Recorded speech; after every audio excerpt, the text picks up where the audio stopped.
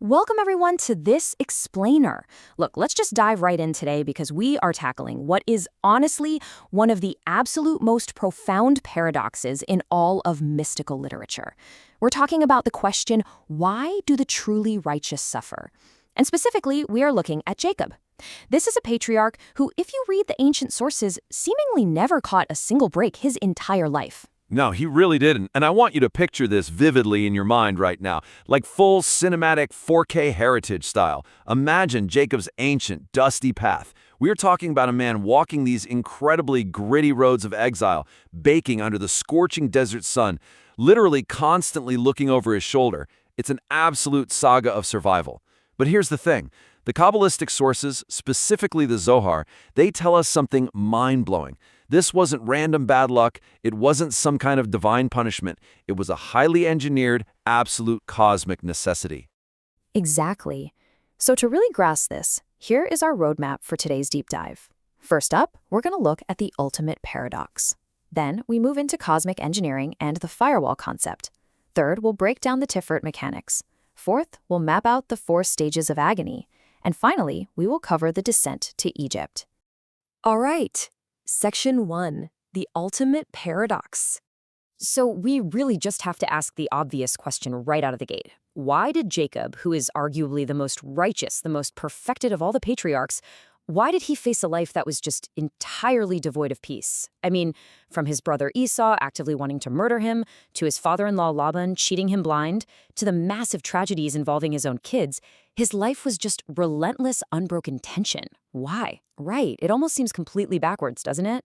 But the answer lies right here in our source material. The Zohar in Parshat Vayeshev, it actually asks this exact same question and gives this incredibly profound answer. Let me just read you the direct translation here. How many evils passed over Jacob so that he would not cleave to that evil inclination and would distance himself from its portion? And because of this, he suffered many punishments, many evils, and had no quiet. Okay, the reframe here is absolutely fascinating. The Zohar is straight up telling us that Jacob's lifelong agony, it wasn't a punishment for doing something wrong, not at all. It was a deliberate, active separation from evil. The idea is if he got comfortable, if he just settled down and relaxed, he actually risked sinking with the dark side. Yes, and that completely flips the script, which brings us to the mystical sod, or the deep secret of his entire life. Exactly. Think of it quite literally like a digital firewall that is protecting a massive core computer system from a devastating virus. In this mystical framework, that virus is what the sources call the klipa, the corrupt source code, or the husks of impurity in the world. Suffering in Jacob's case functions exactly as that firewall. It creates this state of constant, high-alert spiritual tension, insulating the tzaddik, the righteous person, from ever accidentally syncing up with that underlying corruption. Which leads perfectly into Section 2, Cosmic Engineering, the Firewall. Let's actually look at how this builds into the broader macro structure of reality. We are going to use a dual-layered analogy here to explain how this firewall operates across different levels of reality. That way, whether you're a younger listener or a veteran scholar, you can visualize this perfectly. Okay, so for the kids listening, or, hey, the gamers out there, think of Jacob's life like navigating a video game that is just packed with corrupted code. Jacob is the ultimate pro player, and his sole mission is trying to maintain his avatar's absolute 100% purity. If he stays in one place too long, if he just camps out and gets comfortable, that corrupted code, those glitches in the game environment, they start to attach to him. So the game itself forces him to keep moving, to keep dodging obstacles, just to stay pure.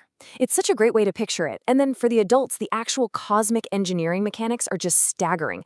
Because Jacob isn't just a guy trying to survive, he actually represents a specific, massive energy center. He is a Sephirah on the Kabbalistic tree of life, and his specific job is to perfectly balance the opposing forces of Chesed, which is unbound flowing mercy, and Gevurah, which is strict absolute judgment. If he falls asleep at the wheel, the universe itself literally goes out of balance. And that takes us to Section 3, Tiferet Mechanics. This brings us to his highly specific, absolutely critical role as Tiferet.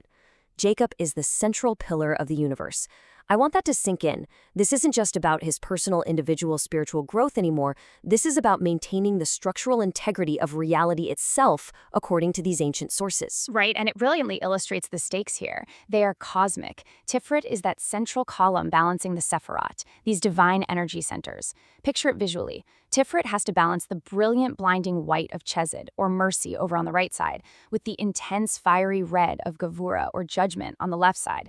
It is a high-wire act. Exactly. Jacob is actively resisting the Klippa by maintaining this intense, perfectly calibrated cosmic balance. If he were to sync with the Klippa, it would cause a literal cosmic collapse. So the suffering, that constant exhausting tension, that is the necessary insulation that keeps the red and white in harmony. He can never, ever just relax and sink comfortably into the physical world. The system demands that tension. Moving on to Section 4, the 4 stages of agony. So you might be wondering, how did this actually play out historically on the ground for Jacob? The Zohar brilliantly points us to the book of Job as the ultimate prophetic roadmap of Jacob's harrowing life. It literally breaks his suffering down into 4 distinct sequential stages. Yeah, it's incredible. The Zohar quotes Job chapter 3, verse 25, "I was not at ease, nor was I quiet, nor was I at rest, but trouble came." In the Hebrew, it sounds like this: Lo shelofti, velo shohateti, velo nachti, vayabo rogish. And the text tells us that every single one of those 4 phrases perfectly maps to a specific, absolutely agonizing chapter in Jacob's earthly timeline. Let's anchor ourselves with this visual map before we dive into the details, because it's a dense historical narrative. Step 1, I was not at ease. This points directly to his time dealing with Laban. Step 2, nor was I quiet. That's the sheer terror of his brother Esau. Step 3, nor was I at rest. The unimaginable tragedy involving his daughter Dina. And step 4, but trouble came, the devastating, world-shattering loss of his son Joseph. Okay, let's really paint the picture of stage 1 here. Lo shalavdi, I was not at ease. Jacob is fleeing out there on those dusty, gritty exile roads, and he ends up in the house of his uncle Laban. And guys, Laban's house is basically a house of mirrors. Laban is the absolute master of deceit. He's constantly changing Jacob's wages. He notoriously tricks him into marrying Leah instead of Rachel. I mean, Jacob is entirely surrounded by trickery and manipulation, yet, and this is the key, he refuses to sync with that corrupt source code. He maintains his integrity, his tiferet, despite being completely immersed in an environment that is built on lies. That takes immense energy. It does. And just when you think he's free, here comes stage 2, vaile shakateti, nor was I quiet. Jacob finally escapes Laban, only to literally turn around and face the oppressive, terrifying shadow of his brother Esau, who is advancing on him with a private army. This is a moment of intense, high-definition, gritty tension. Oh, for sure. And it culminates in literal physical and spiritual combat. Jacob wrestles all night long with Samael, the patron angel of Esau. It's a brutal fight. He takes a severe blow to his sciatic nerve, a real physical wound, but he extracts the blessing. He absolutely refuses to yield the spiritual high ground to the forces of strict, untempered red judgment. And then stage 3. Vlo nachti, nor was I at rest. He survives Esau, he finally arrives back in the land, and he's just hoping to finally breathe, to just set up his tent in peace. And almost immediately, the horrific tragedy at Shechem occurs involving his daughter Dinah. It's heartbreaking. The Zohar shows how Jacob's firewall was tested through the absolute ultimate vulnerability of any parent, his child. The fragile peace he thought he had is violently shattered. And watch what happens. His sons, Simeon and Levi, they react to this trauma with intense gevura, pure, strict red judgment. They destroy the entire city. And there's Jacob, caught right in the middle, desperately trying to maintain that central balance of Tiferet. He is horrified by his son's violence, but simultaneously deeply mourning the horrific violation of his daughter. There is simply no rest for him. Which forces us into Section 5, the descent to Egypt. This brings us to the final, and frankly, the most devastating stage of all. A stage that, unknowingly to Jacob at the time, actually sets up the ultimate cosmic endgame for the entire nation. Vayavo rogez, but trouble came. The Zohar states explicitly, no holding back, that this was the hardest trial of all, the loss of Joseph. Because Joseph wasn't just a favorite son, right? Mystically speaking, Joseph represents the Sephirah of Yesod, the foundation, the Bret, or the ultimate covenant. When Joseph was torn away, it wasn't just a family tragedy. It was the most painful, catastrophic rupture in the entire cosmic system. The divine presence, the Shekhinah itself, actually departed from Jacob out of the sheer depth of his profound grief. And it's this exact structural rupture that forced the final, terrifying descent down into the darkness of Egypt.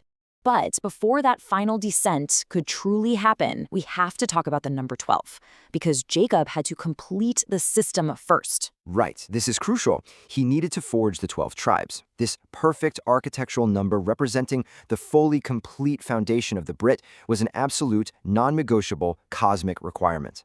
The system had to be structurally sound. It needed all 12 pillars locked in before they could be sent down into the ultimate impurity, the ultimate klipa of Egypt, to safely extract the holy sparks that were trapped down there.